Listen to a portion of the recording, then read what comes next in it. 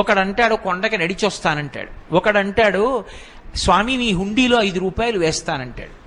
ఇప్పుడు వీటిని మొక్కులు అంటారు. మొక్కు అన్న మాట మీరు జాగ్రత్తగా గమనించాలి. వెంకటేశ్వర స్వామి వారి హృదయం ప్రకారం అయితే వ్యాపారము కాదు.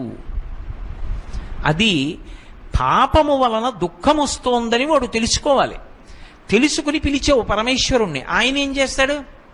నేను ఆదుకోకపోతే ఎవరు ఆదుకుంటారు లక్ష్మి? అందుకుని ఉంటాను ఈ కలియుగంలో వెంకటాచలం మీద. ఎవడు ఎక్కడ ఎంత మౌనంగా లోపల లోపల పిలిచినా నాకు వినపడుతుంది. నేను వింటాను, వాణ్ణి ఉద్ధరిస్తాను ఆపదలోంచి. వాడు నా మొక్కు తీరుస్తాడు. ఆ డబ్బు పట్టుకొచ్చి నా హుండీలో వేస్తాడు. నేనేం చేస్తానో తెలుసా? పరమధర్మాత్ముడు నన్ను చూడకుండా ఉండలేక, నాన్నగారిని చూడకుండా ఉండలేక వచ్చినటువంటి కొడుకులా